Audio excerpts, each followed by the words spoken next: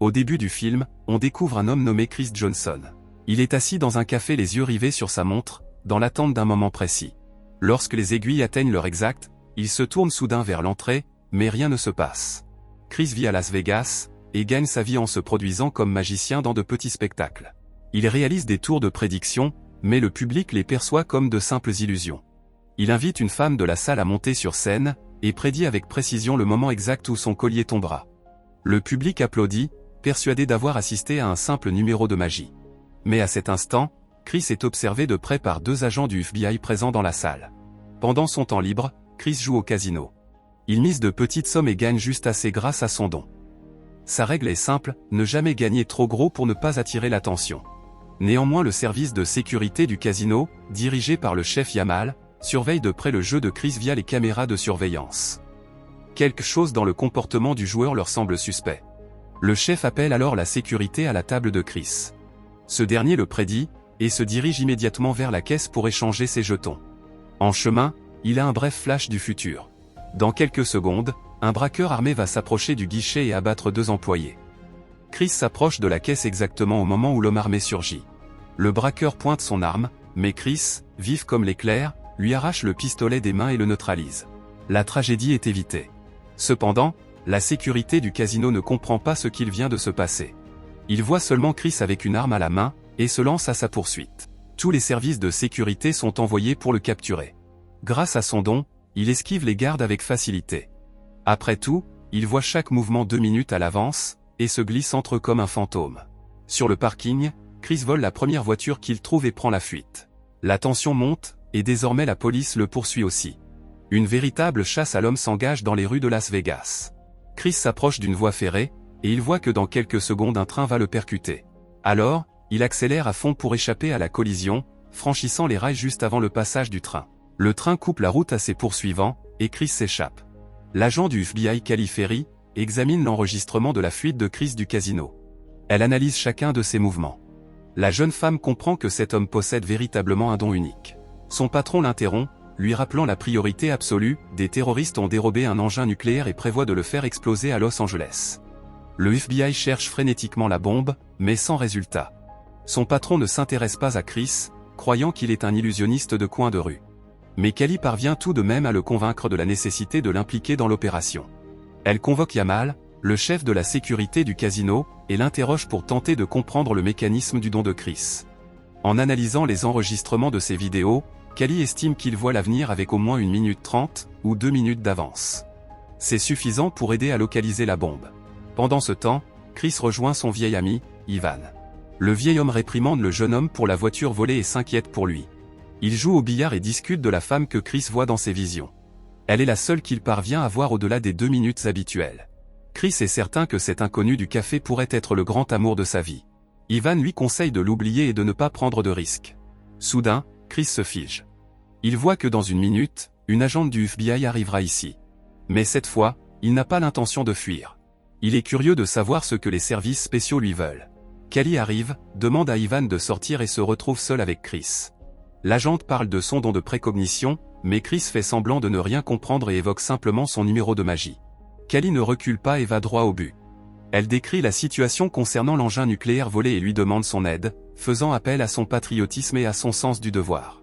Cependant, Chris refuse catégoriquement. Il ne veut pas que le gouvernement découvre son don. Callie change alors de ton et le menace, lui rappelant le vol de la voiture et d'autres délits. Elle lui propose un marché, mais Chris reste inflexible. Il refuse. À cet instant précis, des agents du FBI armés font irruption dans la pièce et l'encerclent. Mais soudain, le temps recule. Chris avait déjà calculé cette issue, et en une fraction de seconde, il disparaît par l'arrière. Lorsque Callie entre dans la salle de billard, elle ne trouve qu'Ivan seul en train de jouer. Elle comprend avec frustration qu'elle est arrivée quelques secondes trop tard. Pendant ce temps, Yamal rejoint sa voiture sur le parking. Il est aussitôt intercepté par un couple étrange qui se présente comme des agents de la commission des jeux. Il l'interroge sur Chris Johnson, et Yamal prétend ne rien savoir. Sans hésiter, il lui tire dans les 2 genoux et le font tomber au sol. Un couteau sous la gorge, il le menace de mort s'il ne dit pas tout ce qu'il sait sur le prophète. Ils savent qu'une personne aux capacités inhabituelles pourrait gêner leur plan. Conscient du danger, Yamal finit par tout avouer. Plus tard, Chris se retrouve à nouveau dans le même dîner. Il sirote un verre en observant sa montre. Cette fois, il est certain du moment exact. La porte s'ouvre, et la jeune femme de ses visions entre à son tour. Elle passe devant un Chris pétrifié et s'installe à une table. Il s'approche et lui demande la permission de s'asseoir, mais la jeune femme le repousse froidement. Chris utilise alors son don. Il explore plusieurs scénarios futurs, cherchant désespérément les mots justes pour l'aborder. Maintes et maintes fois, le temps remonte et il tente différentes approches. Rien ne fonctionne, la jeune femme n'est manifestement pas d'humeur à discuter.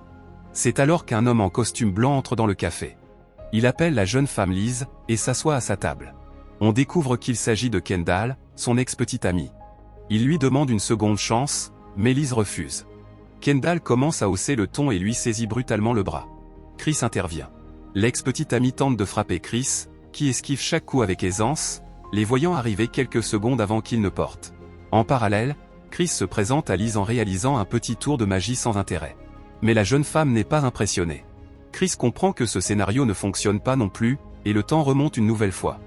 Le scénario se répète, mais cette fois, Chris encaisse délibérément le coup de Kendall. La stratégie paye, Liz chasse son ex et aide Chris à se relever, avant de l'inviter à sa table. Chris raconte qu'on lui a volé sa voiture, et qu'il doit se rendre à la réserve indienne. Liz s'y rend justement pour enseigner à l'école locale, et accepte de le conduire. Ils montent en voiture et prennent la route. Le couple roule au milieu des paysages pittoresques du Grand Canyon. Chris engage la conversation, voyant dans leur rencontre un signe du destin. Cependant, Liz ne partage pas son humeur romantique et reste sur ses gardes. Pendant ce temps, Callie et son partenaire Cavanaugh interrogent le personnel du café. La serveuse leur indique la direction prise par le couple. Cavanaugh informe alors Callie du meurtre de Yamal, retrouvé la gorge tranchée. Il devient clair que les terroristes traquent aussi Chris, ils veulent l'éliminer avant qu'il ne vienne contrecarrer leur plan. On découvre ensuite un port maritime où des hommes déchargent le conteneur transportant la bombe nucléaire. Ce sont eux qui ont tué le chef de la sécurité du casino en cherchant Chris. Plus tard, on voit Chris et Liz arriver à la réserve indienne. La jeune femme apporte un cadeau d'anniversaire pour l'un de ses élèves. Chris ne reste pas en retrait et montre un tour au petit garçon, transformant une pierre en lézard. L'enfant est ravi, et Liz commence enfin à s'attacher à son compagnon. Le soir venu, ils reprennent la route sous une pluie battante, et Liz s'endort sur ses épaules. Plus loin, la route est bloquée, car l'averse a provoqué un éboulement, rendant le passage impossible. Ils doivent faire demi-tour, et s'arrêter dans le motel le plus proche. Grâce aux caméras de surveillance, les agents du FBI repèrent la voiture de Liz. Callie ordonne à Cavanaugh de se rendre immédiatement sur place, pour capturer le prophète. Le couple s'installe dans un motel, mais malheureusement il n'y a qu'un seul lit. En gentleman, Chris annonce qu'il va dormir dans la voiture. Liz n'objecte pas, mais laisse échapper un lourd soupir. Peu après, pensant qu'il va s'enfuir avec sa voiture, elle jette un œil par la fenêtre. À sa surprise, elle le découvre profondément endormi. Au matin, Cavanaugh confirme la position exacte de Chris. Alors que Callie prépare l'intervention, une réunion d'urgence se tient au quartier général du FBI. Le directeur annonce un niveau d'alerte nucléaire maximal, et blâme ses subordonnés pour l'absence de piste. La situation est critique, car la bombe peut exploser à tout moment. Callie intervient et obtient une équipe d'intervention pour arrêter Chris Johnson. Elle est convaincue que lui seul peut localiser l'engin. Le FBI mobilise toutes ses forces, mais les terroristes surveillent leurs mouvements. Leur chef, Smith, décide de suivre l'équipe de Callie. Si le FBI trouve le prophète, les terroristes devront l'abattre en premier. Pendant ce temps au motel, Chris montre un dernier tour à Liz, il transforme une fleur en papier en une véritable rose. Le cœur de la jeune femme fond enfin, et elle se laisse embrasser. Ils s'installent dans la chambre et passent du temps ensemble. Pendant que le couple est occupé, les agents du FBI peaufinent leur plan de capture. Callie sait qu'il est impossible de coincer Chris par des méthodes classiques, car il verra leurs mouvements 2 minutes à l'avance et leur filera entre les doigts. Il faut ruser. Il décide alors d'utiliser Liz. Alors qu'elle part faire quelques courses, Callie l'intercepte. L'agente sort sa plaque, et lui propose de la raccompagner. Liz est sous le choc. Callie lui montre les images de surveillance du casino, où l'on voit Chris une arme au poing. Elle finit par la convaincre que son compagnon est un criminel dangereux, et un psychopathe qui s'est servi d'elle pour échapper à la justice. Liz reçoit des instructions précises, elle doit glisser un somnifère dans le verre de Chris, exactement 2 minutes après sa sortie de la douche. Dans ce laps de temps, il n'aura pas le temps de voir venir le danger. Déboussolée, Liz accepte, persuadée d'agir pour le mieux. De retour au motel, elle envoie Chris à la douche. Autour du bâtiment, les agents prennent position. Ils scrutent leur montre en attendant le signal. Mais ils ne sont pas seuls, sur la colline voisine, des snipers terroristes observent l'entrée du motel à travers leurs fusils. Le tireur a l'ordre d'abattre le prophète à la première occasion. Alors que Chris est sous la douche, Liz prépare du jus d'orange dans lequel elle verse les somnifères. À sa sortie, elle s'apprête à lui tendre le piège, mais au dernier moment, elle craque et finit par lui déballer tout le plan du FBI. Liz est incapable de trahir quelqu'un qu'elle apprécie sincèrement. Chris n'est pas surpris, car il a déjà vu ce scénario. Il remercie Liz pour son honnêteté, et décide de lui révéler son secret. Pour lui prouver la réalité de son don, il allume la télévision et se met à répéter les phrases des présentateurs une seconde avant qu'il ne les prononce. Sous le choc, Liz n'en croit pas ses yeux. Chris lui remet alors une note avec des instructions. Il doit partir, mais il lui promet de la retrouver si elle l'attend. Il lui laisse $10 000, lui donne un dernier baiser, puis quitte la chambre. Callie comprend que le plan a échoué en voyant Chris sauter du balcon directement dans le canyon. Elle lance ses équipes à sa poursuite. De son côté, Liz suit les consignes de Chris, elle démarre la voiture, bloque la pédale d'accélérateur avec une brique et lance le véhicule dans la pente. La voiture lancée à pleine vitesse s'encastre dans l'immense structure décorative du motel, faite de troncs de bois massifs. Profitant du chaos, Chris dévale la pente. Le sniper terroriste ouvre le feu, mais Chris esquive la balle avec facilité, ayant visualisé sa trajectoire bien avant qu'elle ne soit tirée. C'est alors que le véhicule de Liz, qui a percuté le décor, commence à dévaler la montagne, entraînant dans sa chute d'énormes troncs de bois. Chris doit alors slalomer entre la carcasse de la voiture et les débris qui volent en éclats. Au pied de la falaise, Callie l'attend de pied ferme, arme au poing. Mais alors qu'elle le tient en joue, les gigantesques troncs d'arbres propulsés par le choc arrivent droit sur eux. Callie se fige, comprenant que sa fin est proche. Chris lui saisit la main et l'entraîne à l'abri, sautant de côté juste avant qu'il ne soit écrasé par les troncs. Chris vient de sauver la vie de l'agente, mais pour tout remerciement, le FBI l'arrête, le ligote et l'emmène de force. Au même instant, les terroristes kidnappent Liz, ils ont compris quel est son point faible, et comptent s'en servir comme appât. On retrouve ensuite Chris au quartier général du FBI, attaché à une chaise. Ses paupières sont maintenues ouvertes par des pinces spéciales, pour l'empêcher de cligner les yeux. L'idée de Callie est simple, le forcer à regarder les informations en direct pour qu'il puisse voir les futurs reportages, et localiser l'attaque nucléaire avant qu'elle ne se produise. Propulsé dans le futur, Chris assiste à une scène d'horreur en direct sur les écrans. Sur le toit d'un immeuble, Liz apparaît couverte d'explosifs avant de mourir dans une déflagration terrifiante. Chris hurle et revient brusquement au présent, refusant catégoriquement de continuer ainsi. Callie ne comprend pas sa réaction, mais Chris exige d'être libéré sur le champ. Transféré dans une cellule de détention, il demande une cigarette aux gardes. Grâce à son don, il explore des dizaines de scénarios d'évasion jusqu'à trouver le plan parfait. Au moment opportun, il neutralise le garde et s'échappe. En anticipant chaque mouvement, il esquive tous les agents du bâtiment et s'engouffre dans les rues de Los Angeles pour secourir Liz, avec l'équipe du FBI à ses trousses. Il grimpe sur le toit d'un parking à étages, à l'endroit exact de sa vision. Callie finit par le rejoindre. Cette fois, Chris a réussi à voir 2 heures dans le futur, bien plus loin qu'à l'accoutumée. Il a compris qu'il s'agissait d'un piège tendu par les terroristes, pour le cibler. Il propose alors un marché à l'agente, il va les aider à localiser la bombe, mais à condition de sauver Liz en premier.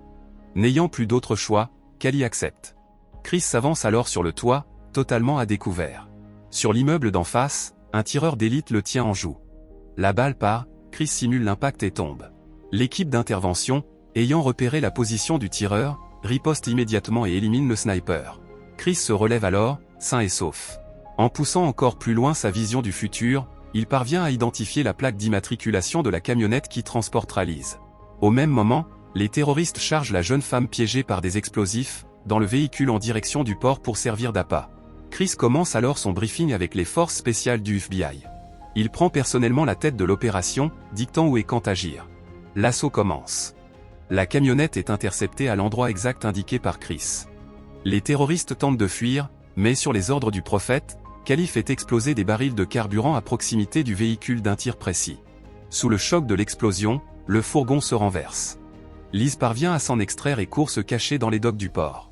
L'équipe d'intervention s'élance à sa suite, mais les terroristes sont plus rapides, ils s'emparent de la jeune femme pour s'en servir de bouclier humain, et tentent de s'échapper en se couvrant derrière leur otage. Chris et l'équipe les poursuivent à bord d'un immense pétrolier.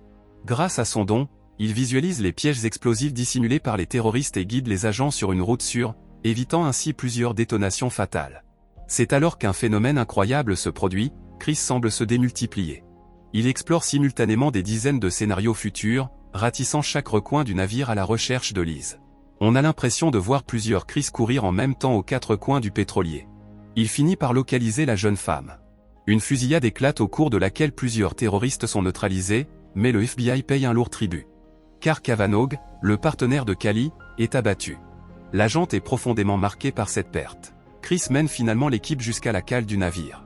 C'est là qu'ils font face au chef des terroristes, Smith, qui tient Liz devant lui, le canon de son arme pressé contre sa tempe. Smith menace de l'exécuter au moindre mouvement. Chris commence alors à explorer tous les futurs possibles. Il visualise des dizaines d'issues, mais dans la plupart des cas, quelqu'un finit par mourir. Finalement, il déniche la seule et unique voie vers le succès. Sans hésiter, il se rue droit sur Smith. Le terroriste ouvre le feu, mais Chris esquive la première balle, puis la deuxième, puis la troisième. Il semble danser entre les projectiles, anticipant chaque tir avec une précision millimétrée. Au moment idéal, l'agent de Cally tire et atteint Smith en plein front. Le terroriste meurt, et Liz est sauvée. Chris prend la jeune femme dans ses bras, mais l'histoire est loin d'être terminée, car l'engin nucléaire ne se trouve pas au port. Cally conduit Chris devant un sismographe, un appareil censé détecter l'emplacement de la future explosion. Chris fixe l'écran, tentant de lire l'avenir. Soudain, son visage blêmit. Il réalise son erreur, tout ceci n'était qu'un immense piège. Les terroristes se sont délibérément sacrifiés pour gagner du temps. C'est alors qu'une explosion cataclysmique déchire le cœur de Los Angeles. Sous leurs yeux horrifiés, un champignon atomique s'élève au-dessus de la ville tandis qu'une onde de choc dévastatrice rase tout sur son passage, ne laissant aucune chance aux millions d'habitants. Chris et Liz n'ont même pas le temps de réaliser l'ampleur du désastre, qu'ils sont à leur tour balayés par le souffle. Puis, c'est le vide. Chris ouvre brusquement les yeux. Il est de retour au motel, allongé dans son lit avec Liz qui dort paisiblement sur sa poitrine. Dehors, l'aube se lève à peine. L'explosion et tout ce qui a précédé n'était qu'une vision. Chris a réussi à voir bien plus loin que d'habitude, visualisant le désastre qui frappera le pays s'il refuse d'aider le FBI. Il prend le téléphone et appelle Cally, il accepte de collaborer, mais à une seule condition. Liz ne doit jamais être mêlée à cette histoire. Cally lui donne sa parole et garantit la sécurité de la jeune femme. Chris réveille alors Liz pour lui expliquer qu'il doit partir pour une affaire urgente, tout en lui promettant de revenir. Il lui demande de l'attendre, l'embrasse une dernière fois et quitte la chambre. Alors qu'il est assis sur le perron du motel, perdu dans ses pensées, un SUV noir s'arrête devant lui. L'agent de Cally en descend et Chris monte à bord. Ils partent ensemble pour sauver Los Angeles. Le film s'achève sur cette prise de conscience. Chris a compris que son don n'est pas un simple outil pour son profit personnel. Un grand pouvoir implique de grandes responsabilités. Il sait désormais qu'il peut changer le cours du destin, et sauver des millions de vies. En regardant plus loin qu'il ne l'avait jamais fait, il a vu le pire, mais il a surtout compris comment l'empêcher. Cette fois, il a une chance de tout réparer. Abonnez-vous pour plus de vidéos comme celle-ci, activez la notification et laissez un like pour aider la chaîne. Merci d'avoir regardé.